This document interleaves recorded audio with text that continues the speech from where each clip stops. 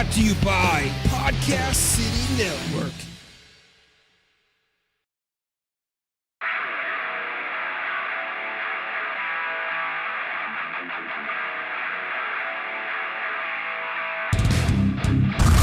Hey fam, you're listening to the Carnage Show.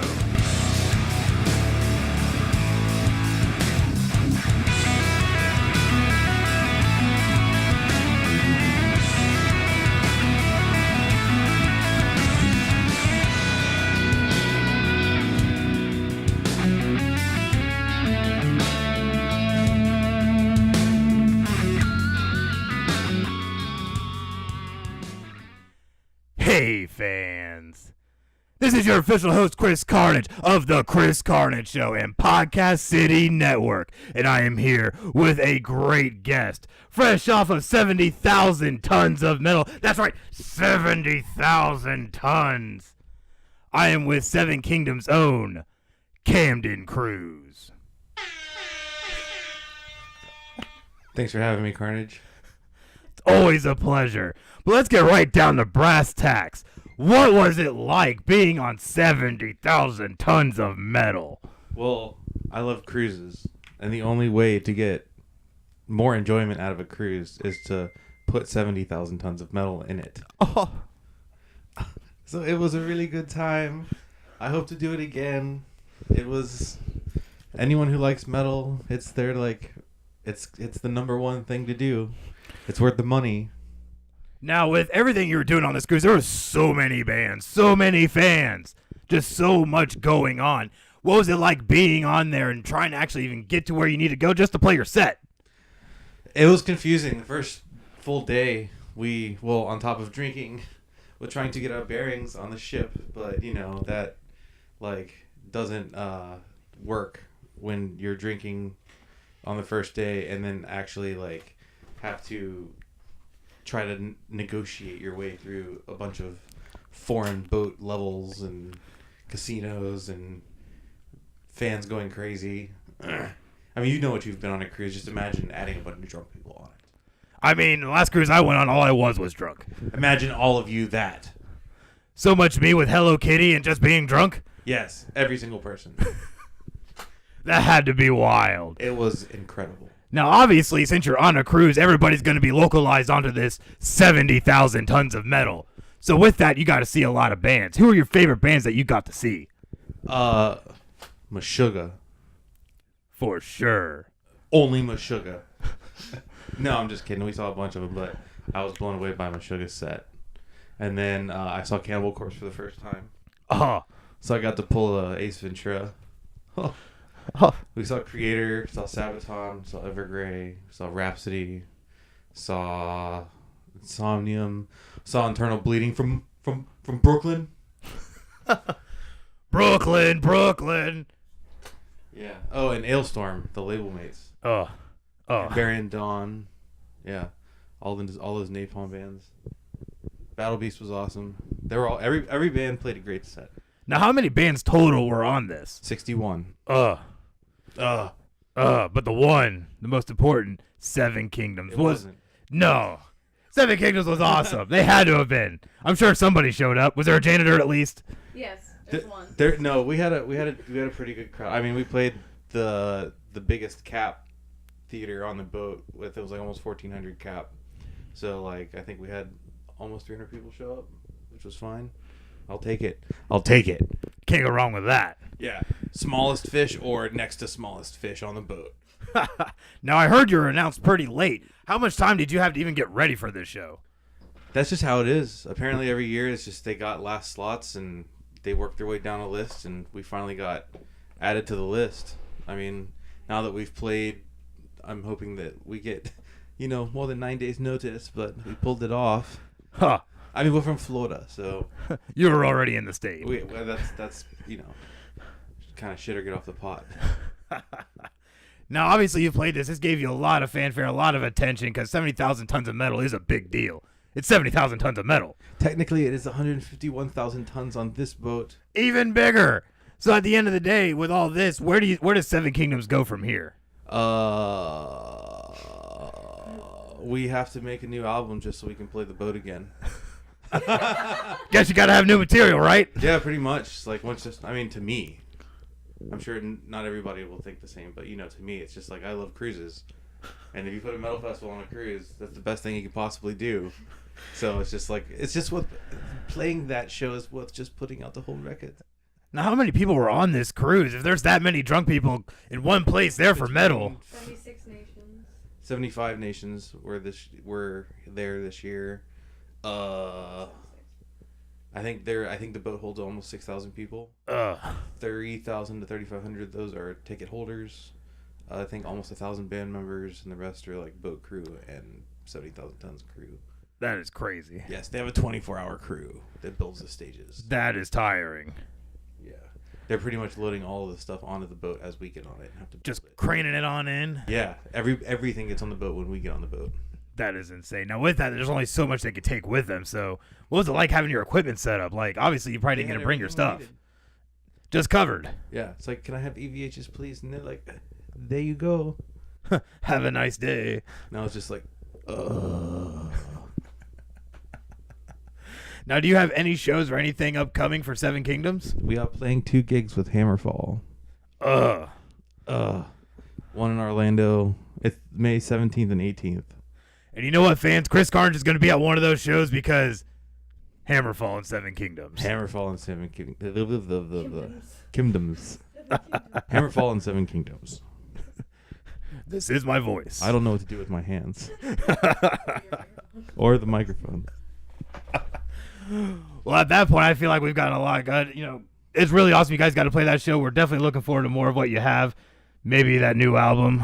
Everybody has to go on 70,000 tons. Starting at $666. I heard that this next year is the last year on Independence of the Seas. So, new liner.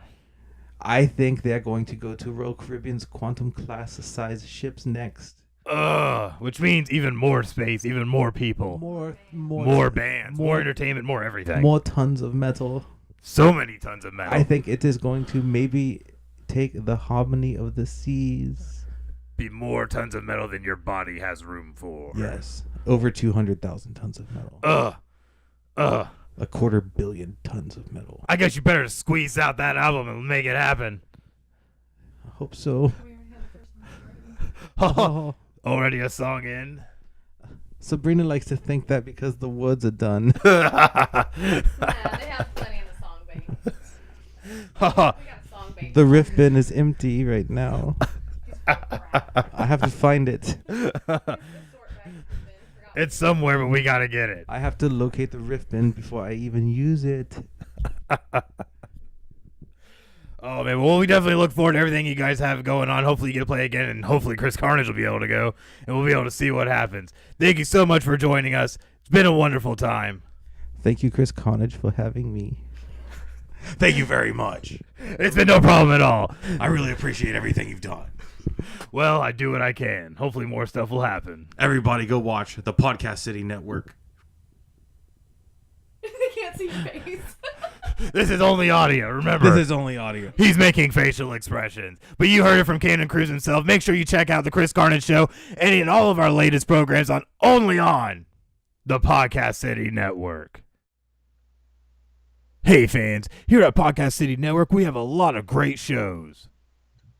We have a wide variety of shows that cover the landscape in podcast, a podcast for anyone and everyone. Such as The Chris Carnage Show, The Everett Lee Show, ELS Uncut, Super Radio Brothers podcast, Imaginarium with Scott and Todd, Forking Around with Cody, The GrimLock Show. and Films of Classic. And you can catch these and a whole bunch more only on podcastcity.net or on all of our great social media outlets. Head over to facebook.com/Podcast City Network. Hit that thumbs up and hit that like and hit that notification to follow Podcast City Network on Facebook and on Twitter. You can send a tweet to Podcast City Network on Twitter at Podcast City Net. So make sure that you join us for all this only on Podcast City Network. Hey fans, and welcome back to the Chris Carnage Show. I am here with my next guest. He is one of our newest hosts as part of the lineup for Podcast City Network, host of the GrimLock Show, Derek. How you doing, Mr. Carnage? Doing very well. How are you today, good sir? Doing well myself, and thank you fans for tuning in today, not only for my pal here, Chris Carnage, but also for my debuting show here in a month or two. Very nice stuff. Now, with this show, the GrimLock Show, what is the overall focus of this show? It's going to focus on politics, tech, and beer. Very nice. Now, with that, the first thing you said was politics. Politics, very controversial. What kind of things are you going to be covering on that end? It'll be more of the issues that are kind of hidden, but are things that we can all try to be bipartisan about, such as key issues like healthcare, gerrymandering, education as another. But really, they're going to be issues that, taking a new perspective, try to look from it from the good, the bad, and the ugly. And that's really what the show, when it comes to politics, is going to be about. Very nice, very nice. Now, you also said tech. What kind of side of technology and science are you going to be covering? General, anything that furthers man and makes ease of life better. Essentially, anything that's cool and rad is what you're going to see in tech. Cool and rad, I like that. Now, with that, you also said beer. Now, how does beer tie into technology and politics? Well, beer is every man's drink. You can relate, you can sit down, talk, have a sessionable beer, talk about these things. And beer is craft beer. Let's not talk about the mass-produced stuff, but craft beer is something that allows local people to get together, and that's something that I like about that. And it's better quality. Very nice. Now, you said craft beer specifically. Now, we have a show that we just talked about, did an announcement about Draft Day. Are you going to have any kind of ties with Draft Day? Absolutely. I was involved with Draft Tuesday previously. I was the official beer guy. That's right, the official beer guy. Official. I plan on keeping it the same, except it'll be a little bit more detailed, one-on-one. Just be an enjoyable time, and that way you can see what's out there, not only just in Florida, but styles, glasses that you use these styles in, random facts. You could kind of say not really beer snob like, but just cool facts that just make the experience of drinking your beer much better. Now that sounds awesome. This is going to be some good stuff. We're very happy to have you now on Podcast City Network to add to just another part of our diversity of what we're trying to bring. Now, when can we expect your first episode? I'm going to say within the month. I'm going to be working on some stuff. I had to do some research still to pull some things together, because I just don't want to throw stuff out there, that's not based off of anything but raw emotion. So yeah, within a month, if not sooner, I will have something out. Well, that is awesome. Welcome to Podcast City Network, and make sure you keep tuned, fans. We're about to go to sports, but we'll be right back on the Chris Carnage Show, only on Podcast City Network. Everett Lee here from the Everett Lee Show podcast. Be sure to check out the Everett Lee Show podcast on podcastcity.net. Hey, fans. We are back here on the Chris Carnage Show. This is your one and only Chris Carnage. And now we're going to go ahead and switch gears to sports. A lot to cover with the NFL recap, season finally coming to an end with the Philadelphia Eagles. If you remember correctly, I called them during the pre-show for the Super Bowl. They have beat the New England Patriots 41-33 to take home the Lombardi Trophy. And I tell you what a game it was.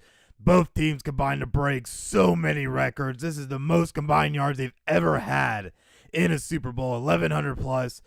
I tell you what, it was quite a game to watch. Very exciting start to finish. And Nick Foles, of all people, came out as the MVP. And you know what? One of those special moments that they had was near the end of the second half. The Philadelphia Eagles were driving down, got down to 4th and 1 in the red zone. And they go for it. What a gutsy call by Doug Peterson. They run Philly special, which ended up being a halfback handoff reverse to Trey Burton, who then threw a touchdown pass to Nick Foles. First quarterback ever to catch a touchdown pass in the Super Bowl. Yet another record. And it was just a great game. My hat's off to the Eagles. Me as a fan, I am so happy that we finally can bring a trophy home to Philadelphia. However, we still have some issues with the Eagles. Alshon Jeffrey came out, had surgery on his rotator cuff, had a complete tear. Will be out 6 months, so that puts him there right at the beginning of the season. He might not be available till week 2, week 3 soonest. But apparently he had played all season with this injury, and hopefully it does not hinder him going into next year's campaign. On the other side, though, another thing the Eagles are going to have to deal with is their quarterback issues going on here. Now, most would say, well, you have Carson Wentz and Nick Foles. How is that an issue? Well, Carson Wentz is going to be coming back from that ACL injury, that tear he had against the LA Rams. So, not exactly sure if he's even going to be available week 1 or not. Doug Peterson thinks so, but, we'll see when the time comes. But you also have Nick Foles, who's under contract for 1 more year, and there's going to be a lot of interest in Nick Foles, given the quarterback market this year is going to be quite topsy-turvy. It's going to be a proverbial carousel, if you will.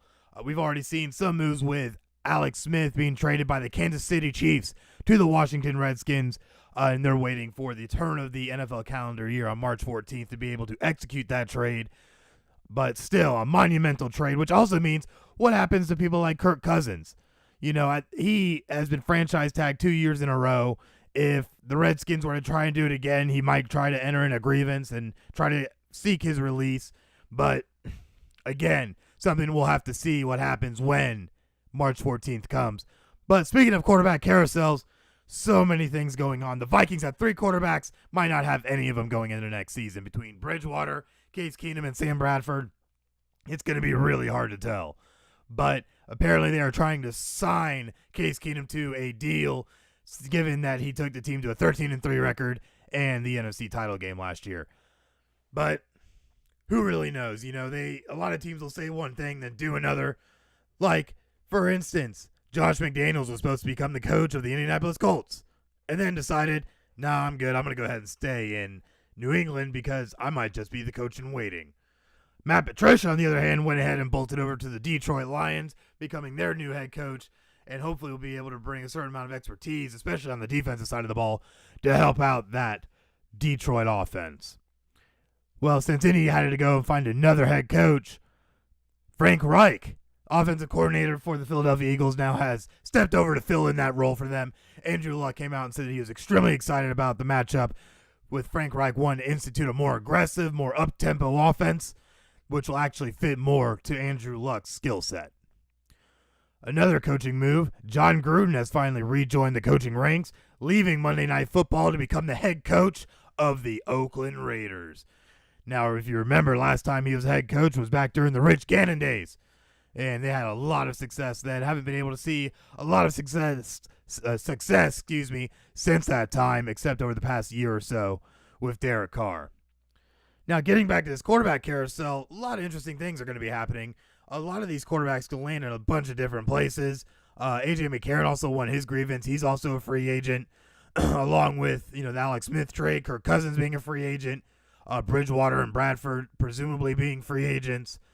It's going to be an interesting offseason. A lot of teams need quarterbacks. The Denver Broncos, the New York Jets, the Arizona Cardinals with Carson Palmer retiring. So, a lot of teams are going to be looking, and it's going to be interesting to see how all of that shakes out. Of course, I'm going to call, though, that Kirk Cousins is going to land in Denver and be able to help John Elway and that franchise maybe reach back to the Super Bowl. Now, make sure that you stay tuned. We will be announcing a draft special that'll be coming up on one of our future episodes that will be able to cover a lot of these quarterback prospects that could also fit in this quarterback carousel scenario. So make sure that you keep peeled for that.